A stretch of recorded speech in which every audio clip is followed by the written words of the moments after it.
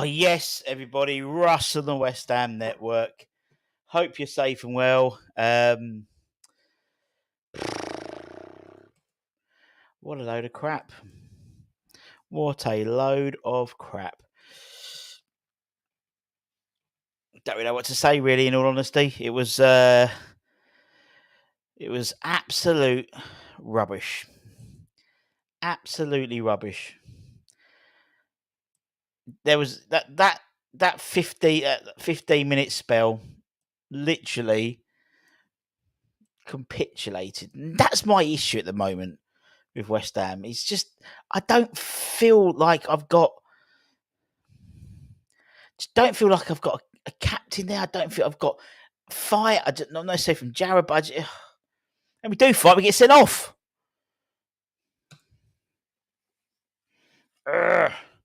So annoying. It's so annoying because we know exactly what's going to happen. We've got all our bloody Spurs fans are going to turn up and rah, rah, rah, rah. I mean, to be honest, I think it flattered us. I think the scoreline's flattered us. It could easily have been a lot worse. It could easily have been a lot worse. And now with Kudus now out for 3 games now, 3-game ban for a straight red. Just goes from bad to worse, doesn't it? Goes from bad to worse. It you know, in a weird way, it means that Somerville's going to get some game time for sure. But that's the Man United game, the Forest game, and the Everton game. And then he'll be back for the Monday game. It's 3-match ban, isn't it? Because then it's the international break. Kudus won't play again until next month, until November the 25th now. Well, I said 3-1 with this lineup. Doesn't start with the best 11, and I'm done with him. Midfield again. Midfield. What is going on? They could literally stroll through our midfield like it wasn't even a problem. Wasn't even a problem for them. And I don't understand. I just don't get it. And unfortunately, they don't tell us, and I can't get it. You know, I wouldn't mind if he comes out and says, I was talking to Scott from West Ham Fan TV the other day, and I said, I wouldn't mind if he says, oh, okay, well, the reason I'm doing this is X, Y, and Z. But he doesn't. He just says, I made a mistake. And it's like, you start another game. I understand winning team last game, but we've had 2 weeks off now. You know, I can see why they probably played Rodriguez instead of Alvarez. Rodriguez didn't play at all during the international break. Now if Kudus is out Kudus ain't playing until the 25th of November now for West Ham. Absolute joke. Absolute joke.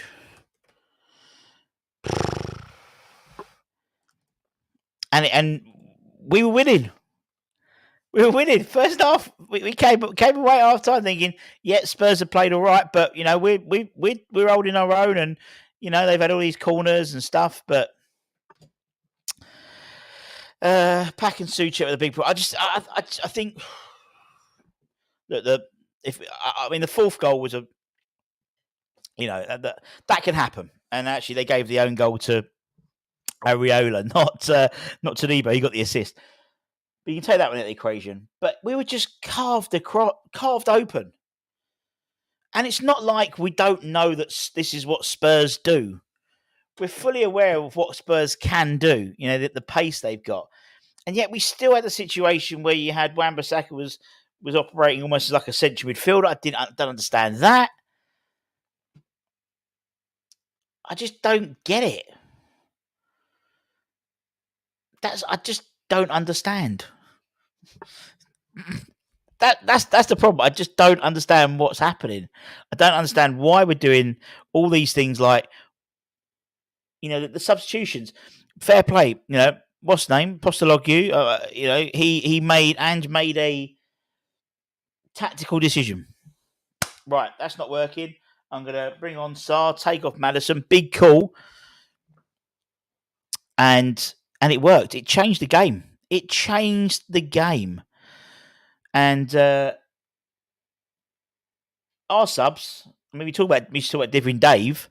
I mean, to be honest, we went 2-1 down straight away. The three people got up, but we still lost another 2 goals before they came on. What was the point? Why get them already and not bring them on? It's a lack of I don't know, gamesmanship. What happens at that when you're doing that is you take a knee. Someone hurts their head, or someone, that's what you do. That's what you do to get the subs on. If you want someone so quickly, someone takes a knee, someone falls down, and the ball stops, and then obviously then we can get the sub on potentially. But we didn't. I just didn't get it. This is what worries me, Chris. I'll be honest. We just seem, and Lopetegui alluded to it during his press conference ahead of the game, saying, we're encouraging people to be more to show leadership on the pitch. And I didn't see it. Didn't see it even. I mean, again, I can only see what I saw from the camera angle. But when Kudus was having a discussion with the referee, Romero, the Spurs captain, was there. I didn't see Jared. And I'm not singling him out, but I didn't see him. Now he may well have been there, but the camera. But I'm really starting to. I mean, Andy Townsend made a good point. He was listening. He said, "I've seen West Ham 4 or 5 times this season, and I haven't seen the prolonged period of anything. A prolonged period of possession, a prolonged period. I've seen glimpses, but not even. I mean, even the Ipswich game. I think that really, as I said to Alfie afterwards, I think that sort of really, what's the word? Really flattered us. The scoreline. This scoreline flattered us. It could have been 8-1 easily. You got to think Son hit the post. You got to think, a couple of saves that Areola made. Another day those could have gone in. Could have easily been. It could have easily been that. And now we go into Man United, Everton, Forest, or Man United, Forest, Everton, without Kudus, without arguably our best player. Our best player is now going to not play for West Ham until or at the end of November, the 25th, the Newcastle away game. That's not what we need right now. Spurs got a reaction. The Spurs side got a reaction from going down, but also from the Brighton game. We thought we might be buoyed. That's it, by the Ipswich game, but we weren't. And they said now we're in a situation. Now we've got Mohamed Kudus not available for West Ham. Is it 3-match ban? It's 3 matches, I think, straight red. So he doesn't play again until the 25th of November, which will be the Newcastle game, because we've got Man United at home, then Forest away, Everton at home, then an international break. So he's got 5 weeks off now. 5 weeks. Hell, mate, in it. Let me put my headphones on. Sorry. Put the headphones on. Oh my gosh. I'm trying my best. I was really quiet in that second half, and Spurs are trying to rub salt into the wounds by playing free from desire. But I'm trying to compute it. I've seen loads of comments coming from people watching the channel, and a couple of them I'm maybe I'm starting to kind of agree with. Like, see, when I'm looking at the Kudus situation, it looks like a lost soul, and the only thing I can think of is that he necessarily probably doesn't want to play under a Lopetegui. I'm not saying it's the right thing. I'm not saying that's exactly what's happening, but look who's calling him. Answer it. Get him on. Maybe he wants on. Maybe he wants on. I'll see if he wants on.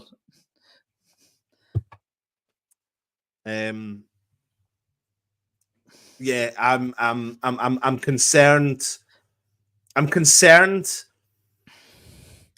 that we can go to Spurs, and albeit we've done all right in the first half, but you can't then think, let's go and soak up the pressure again in the second half, because that's all we did all game. We just allowed them to keep coming at us, and it was inevitable with the quality that they've got of players that go forward, that is what was going to get at us eventually. Eventually, it was going to get at us, and it was. And because we were committing bodies forward like Emerson, and we knew that was going to happen.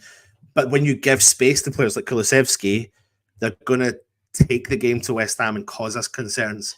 you know I'm surprised that Lopetegui again. I'm surprised because I'm like, what, you know, see the 3 subs, Russ, that he's making, and then the subs as the games go on, like they're very sporadic. They kind of don't necessarily add up. It's sort of like, as soon as the second goal went in, it was like, right, okay, 3 subs, bosh. But then it took another like 10 minutes for them to come on, and it's like, well, then there should be someone on the pitch who is a learned professional to take a knee. You know, if that's what the manager wants to do, you know, we were pissed about. By the time they come on, it was 4-1. The game was over. Yeah, that's what I mean. Yeah, they were coming on at 2-1. Yeah, and then it was 4-1 before they came on, and it was a very, very quick situation. But that's the thing that I don't get, because the timings of the subs.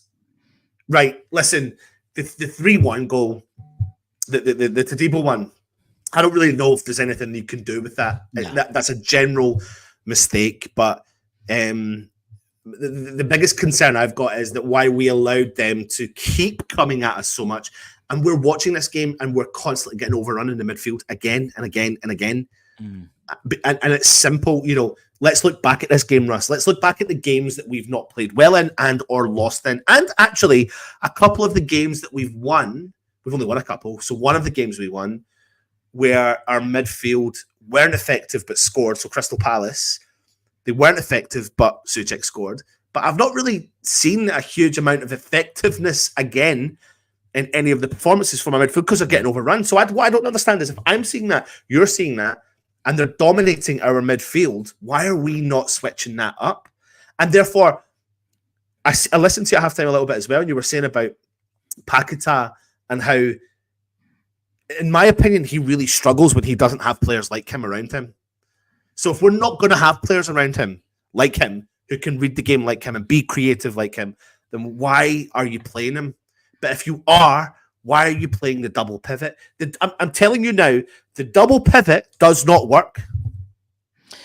It works when you put the right players in, but we don't have the right players. But who are the right players? And if you're playing Paquetá, you have to play. Are you talking about players we don't own? No, he's not coming on. You might say the wrong thing. Are you talking about players we don't own? No, what I'm saying is, if you play Paquetá, you've got to play with mobile. Yeah, we haven't, and if it doesn't work with Souček, it doesn't work. It never worked with JWP. It never worked. You know, if you're going to play, I don't mind playing Rodriguez and Alvarez together. I don't mind that. I do. But we haven't for the last 2 games when we've actually started to play with better back 4. Alvarez hasn't played, so I don't know what's going on with Alvarez at the moment, because but that's a weird one when you think about Alvarez. The only thing, because he came on so early in the second half, or reasonably early, my only thinking is the reason why Alvarez didn't play today was because he was jet lagged, or they thought he was jet lagged. Maybe, yeah. Because I don't really see any other real reason why you were bringing him on and trying to change the dynamics of the game. He should have started, in my opinion. We don't. I don't think we do play the double pivot. I don't see what benefit it actually does to us, because we're so over fucking run in the midfield when we have 2 central defensive midfielders playing in there. It doesn't work. I just don't think the midfield works at all at the moment. I don't think the formation works. I just don't think anything works. Although these guys have got it in their DNA, this 4-2-3-1, it's not, you know, this is, I mean, there was, Spurs literally walked through our midfield. The whole game. The whole game. Oh, fucking! And it's game. like we can see it. There was one pass in the first half. I can't remember who it was. It might have been Romero or someone like that. Did one pass and it cut straight through our midfield into Son's feet on the floor. Not even a looped ball. Now what Andrew Postlogi did half time, said, right, not working. Maddison off, Sarr on, change it. Decisive. Lockie wasn't, you know, he was half decisive when we 2-1 down. So right, okay, we're going to bring these guys on, and then takes it another 10 minutes to bring them on. That was what an issue we always had with David Moyes, was he wouldn't make changes, and you know he started to, and then I mean, do you know what, Tobe? You're right. I think we missed something in the midfield, and obviously we're not going to get it till January. But I also think that it's fine that we're all saying this, right? But again, let's look at the dynamics of the team and let's look at what we've already done in this team so far. There are things we still haven't done. Soler hasn't started a game for West Ham yet. But it took. No, but I'm not trying to say he's the answer. All I'm trying to say to you is it took so long for us to get Todibo in the team. We've put Todibo in the team, and it does seem to work. I'm not blaming Todibo or Kilman today. If there was one player I had to really two of that back five, I had to question today. Areola, absolutely today. And he deserves that questioning today. And Emerson for being out of position nearly all the time and not getting back. Because Wan-Bissaka did get back a lot, right? But the point I'm trying to make to you is it took us a while to get Todibo in there, but he's in there. Now, what I don't understand about our midfield is that needs changing, but we're not changing it, Russ. And I do think there is before we give up on and think we need to sign other players, because I think we do need to sign other players. Of course we do. But before we actually do it, he needs to try it. Because we're pinning on watch Paquetá when he plays for Lyon. Watch him when he plays for Brazil. He doesn't play as a lone midfielder who's doing the job that he's doing at West Ham. He doesn't. We're so poor defensively. By putting Soler in, it's almost like we're going to give him. This is going back last season again. Sorry, the low block. We're so poor at the low block, but we've done the low block and we conceded 5 goals against Liverpool. We're so poor at the low block and we conceded 5 goals against Crystal Palace. We're so poor at the low block and we conceded 5 goals against Fulham. So I understand the sentiment, but what's currently happening, even when Alvarez and Rodriguez have played together, we have tried, I believe, correct me if I'm wrong, every combination in the 8 games we've played this season of 2 double pivot players has gone on, I believe. The natural ones, I'm talking the 3 players involved, Souček, Rodriguez and Alvarez. At some point in this season, all 3 of them have played, 2 of them at least have played together, at least one of those games. Souček and Alvarez have probably played together. Souček and, they've all featured in some way, whereas we've not had a game where we've only played one of them. We've never only just played one of them on their own. And I don't understand why we've got this mindset of going, previously we were defensively poor, but in actual fact, Todibo's not shit. He showed that again today. He's not shit. Kilman's not shit. He showed that again today. He's not shit. Wan-Bissaka's not shit. He showed again today. He's not that shit. They all can play football and are good at defending. Emerson can as well. I just think he got caught out of possession a lot. My issue is in the middle of the park. I don't think we need a double pivot. Because it's not working currently, and even with the players we've got, it's not working. So try something that might just open up. Open up this team. The one time we played Alvarez, Paqueta, and Rodriguez from the start was when we lost to Man City. When everyone was really happy we lost the game because we had to go and played well. Right, but. That's one game though. That's the 3 you need to play. I don't think honestly. Carlos Soler. I think we all think he was great when he was at Valencia. He wasn't when he was PSG. I think he's a good player, but I think he comes on as Paqueta's replacement, not alongside him. If we're chasing the game, then yes, but not from the start. And that's where I think that's where that's another thing we've not seen. I've not seen it to be able to judge it, because I think, you can't play a game like that and not have players that hold on to the ball or distribute the ball really well. Look at Tottenham for an example. I genuinely don't believe Tottenham set the world alight today. I think we allowed them to do what they did today because I don't think they were phenomenal. I think they had individuals that were good. Kulusevski, he definitely was there, 100%. Like, he was their major threat. First half, Brennan Johnson was getting thereabouts. We kind of kept him a little bit quiet in the second half. But I'm looking at how they held on to that ball, worked it across the midfield, again being really patient because they held on to the ball, desperate to hold on to the ball, nothing on, turn around, go sideways, go backwards, go forwards. We never do that with our midfield because we have players that haven't got the capability of holding on to the ball. And I'm telling you, there was a tiny spell in that first half that we started playing that kind of one-touch football going forward, and it looked really decent, and then bang, we stopped again. And I'm not trying, again, it sounds like I'm pinning my hopes on Soler, and even if it's not Soler, the point I'm trying to make is, the reason why I would like to see Soler and Paquetá in front of Alvarez is because I know those two can get stuck in, and I think the thing about they can cover where necessary. But but Russ, all we do with the double pivot is invite. True. That's all true. we do.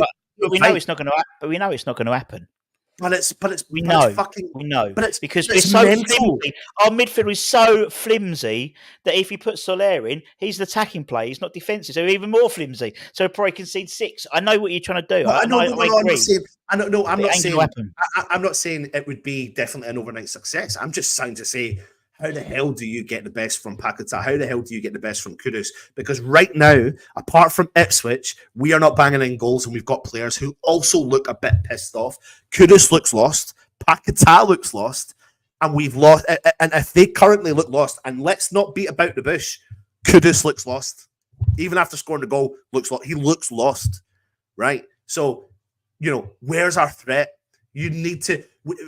2 months ago, we were saying the guy was worth £100 million. 2 or 3 months ago, or 4 months ago, whatever, we were saying Paquetá was worth £100 million. But on this season's performances, the two of them, you'd struggle to get £100 million for two of them. And we are not getting the best out of our best players attackingly, proactively. The only ones I can think of at the top of my head, even Bowen, like we had a counter at one point, and we were so fucking slow. But we were so slow because when Bowen had the ball, he turned round, Souček and Rodriguez were his options. That's not the options you want.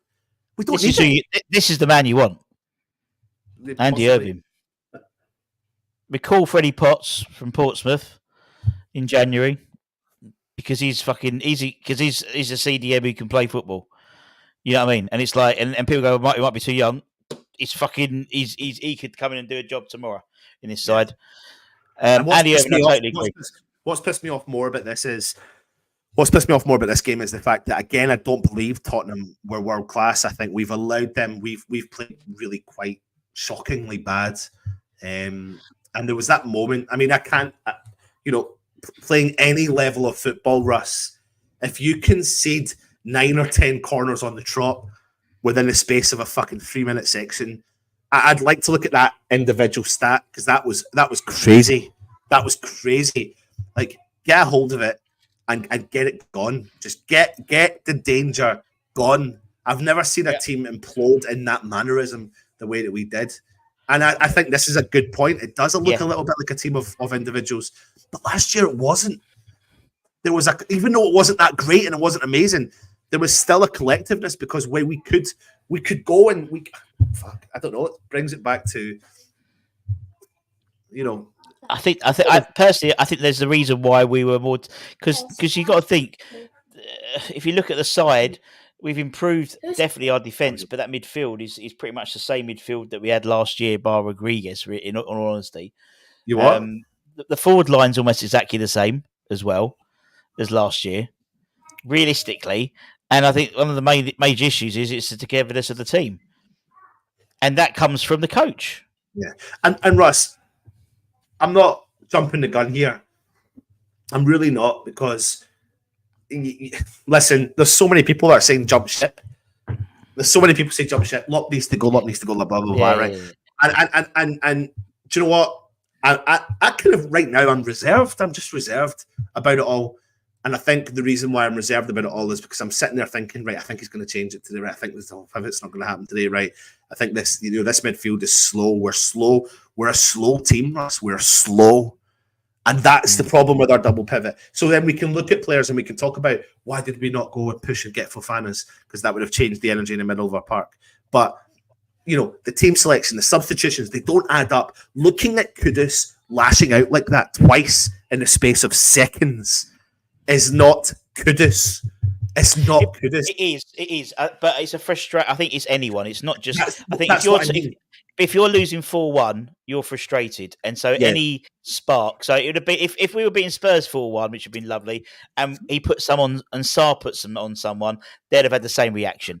But I don't mean it like that. I mean it more to do with the fact that we don't see that side of Kudus this season. We're seeing more and more of him frustrated, which he is, and he does, as well. Doyle saying he's been getting angry all season. He does look quite angry, and Paquetá looks frustrated coming off.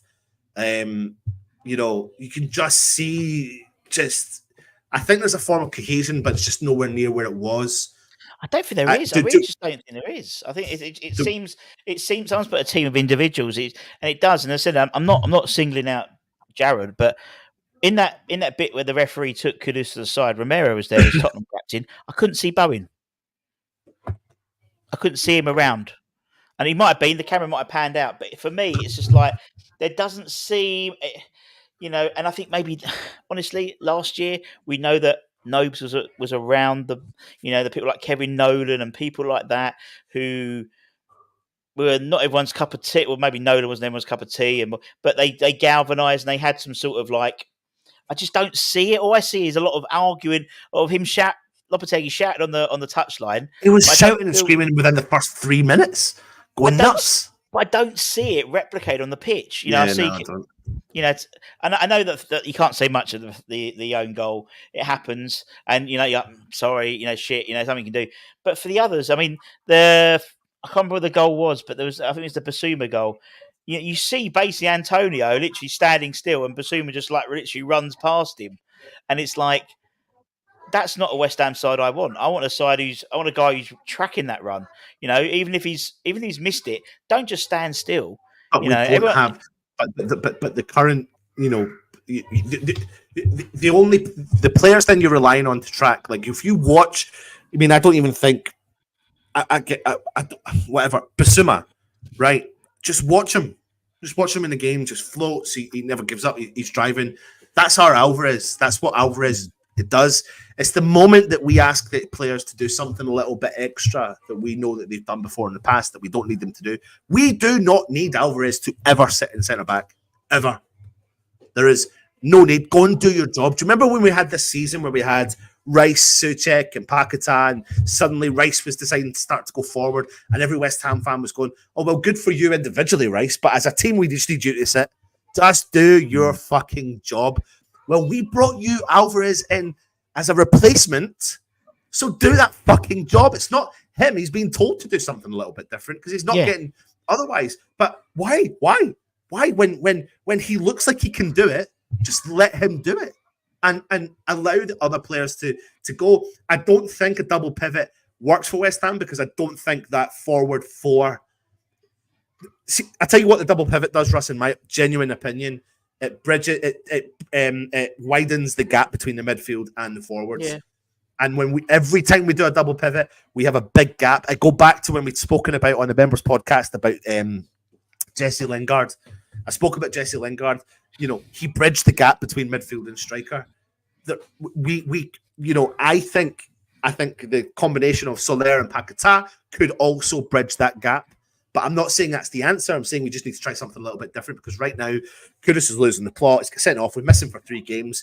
Wow, I'm so frustrated at that. Like that's rubbish. I mean, it does. In a weird, silver line. It does obviously mean that Somerville will have opportunity to shine, which is great. It does obviously leave us short elsewhere. Particularly with Füllkrug unlikely to probably feature for the Man United game if we're maybe a bench, but I don't think so by the sounds of it. For everyone when it comes to Füllkrug, no matter what's reported, nobody knows.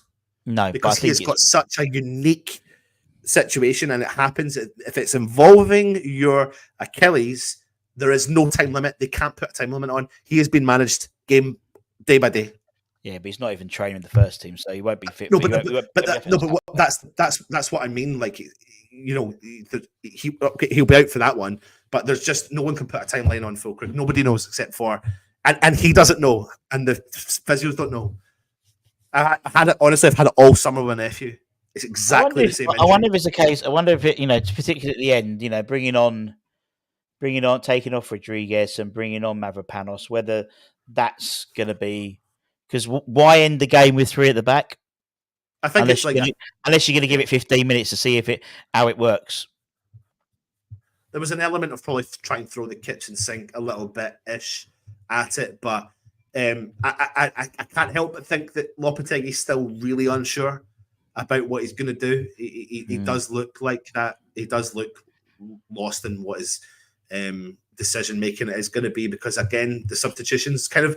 don't necessarily fully add up to me. To me, they don't. I'm a bit like I'm looking at the team, and when we do these shows, right, and we type in and change the names, you kind of naturally go for the players that you think naturally going to happen. But when it's Lopetegui making the substitutions, I'm a bit like, oh fuck, what? Who's come off? Who's gone on? Like it's quite odd. I find some of the decisions quite odd. I see sometimes it's like for like, or I see just random ones, and I'm just like, what the fuck? I don't know. I'm frustrated at that because I did have some form of hope, especially when we went 1-0 up, even at 1-0. I still did. I just didn't expect the. Well, it was a 15-minute gap, wasn't that 15-minute period? Either side of that, we were okay. But that 15-minute gap where they just literally everything they hit went in, and it could be another one when it hit the inside the post for Son as well. And to be honest, Areola's, it could have been 6 or 7 at least.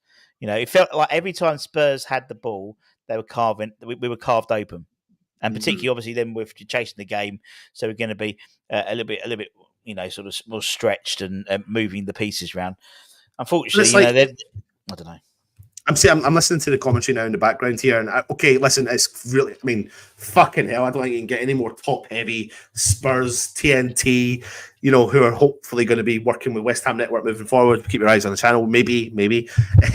But just listening to the commentary, whatever, but people are tweeting into them and they're showing up, and it said, Ange won that game at half-time by making a substitution. He got rid of Madison and brought on Sarr. And that's the part I'm probably kind of confused at, because we've had a Lopetegui that's made a substitution in the first half. We've had Lopetegui that makes substitutions but at half-time, and now we've had Lopetegui that's tried to make 3 to change the game, and it didn't happen at the right time. It's all about timing. It's clearly all about timing in this game as well. And again, I know we sound like we know what we're talking about, and I know probably part of the time we don't know what we're talking about, but I tried to build the opinion on practicality more than anything. Rush, you said it. If you want to make a sub and things are going not your way, tell your player to fucking fall to the floor. Just fall down. Sportsmanship 101. You pull up, and we just don't. And it's like, again, if you, I don't want to keep saying, but if you had a proper captain, but if you had like someone who's done that role before, like a Mark Noble, even a Deck to some, he'd just say, just fall down for 5 seconds or hold your face. Tottenham do a fucking time. Madison went down, crazy, and they stopped the play, head injury. It's called gamesmanship. Just don't do it. Just for anyone who's watching's reference, and I'm not just pinpointing Souček here, but I'm going to give you Souček's stats. He touched the ball 28 times in the game, losing possession 4 times. He won 1 ground duel from 5 attempts. He never won a single aerial duel. He did make a few clearances, a few block shots. Accurate passes were 82%. But that was it. Kind of ill-effective. 28 touches in that whole game. And this is my other concern. When you've got a player who's playing such an important role, then they need to be touching the ball more. His counterpart in the opposition, Bissouma, touched the ball 60 times, 92% pass completion rate, won 75% of his ground duels as well. So, I'm not just blaming it on Souček. Paquetá, 31 touches in the whole game. Yeah. 31 touches in the whole game. And that, if there's anything there that's highlighted to you, is we have players that are not getting the ball, and they're the key players. Let's look at Kulusevski, who's played in the midfield, touched the ball 59 times today. Bissouma, 59 times today. James Madison played 1 half, 50 times he touched the ball today. Let me have a look here. Kudus, 55 in the whole game. That's probably not a good argument point. Just trying to say, Rodriguez, 43 times in the whole game. I thought Rodriguez had a good first half. Yeah. Ill-effective in the second half. Yeah. We're just seeing Spurs just honestly, I think also Spurs went up another gear. And the first half, it wasn't clicking, and they clicked. And, Andy Townsend on the commentary was saying he'd seen us play 4 or 5 times this season, and he hasn't seen a prolonged period of anything at West. He said we've had spurts, but not a prolonged. And that's still what we've been saying. We still don't know what this team is meant to be playing like. We still don't know. It's not a high press. If it's double pivot, it's not working. If it's defensively, it's not working. We can see another 4 goals today. Albeit this is our first away defeat this season in the Premier League. So but it's it's just. I just don't know. The fact is, it's these situations where players get suspended or injured. It does mean a fresh approach. We can't apply the give the ball to Kudus master plan that he's been involved in most this season, where just give it to Kudus and he'll just try and run it through people. We can't do that now because he's not here. He's not here till the end of November, and that's at the earliest. That's not if he's banned for longer. Because he could easily be banned retrospectively for a longer if they want to throw the book at us, and they're going to try to throw the book at Paqueta, so we're not in their best books as it is at the moment. When your number 10 has basically accused them of sharing leaks out, doesn't really help when he's going to go for the disciplinary hearing on Monday probably for Kudus. It could be even worse, and so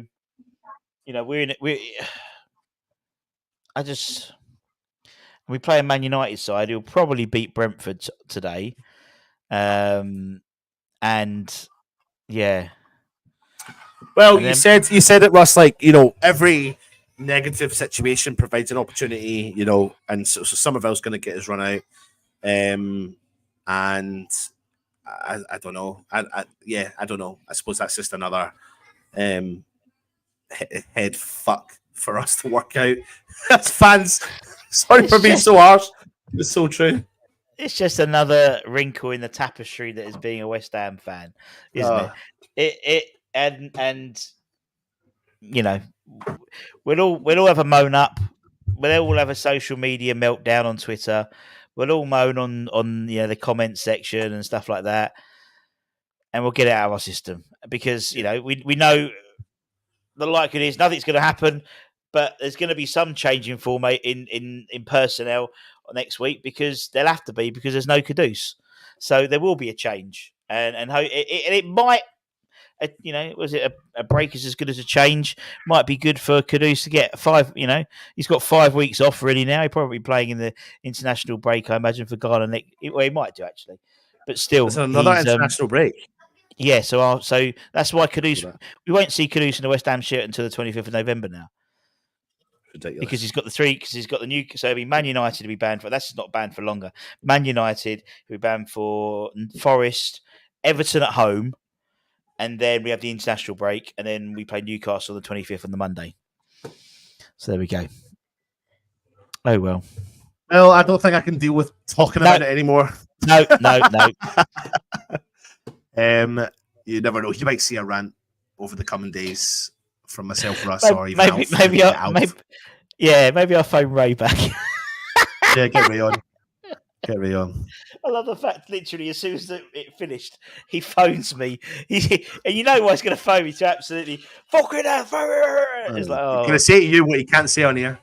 Yeah, exactly. Right, everyone. Thanks for putting up with. Apologies for the last 20 minutes on the match day live. I just couldn't get motivated to even talk at one point. Thanks for sticking around. Hit the subscribe button, hit the thumbs up. Keep the faith somehow. No Kudus. We've been beaten 4-1. Spurs won their cup final today. They got a trophy, so well done them. Oh no, they haven't got a trophy. Because we got a trophy. Yeah, we've had a trophy since they last had a trophy. So that's right. Yeah. That worked out well. That worked out well. Right. Anyway, thanks for watching, everyone. Take it easy, and of course, come on, you Irons. Irons!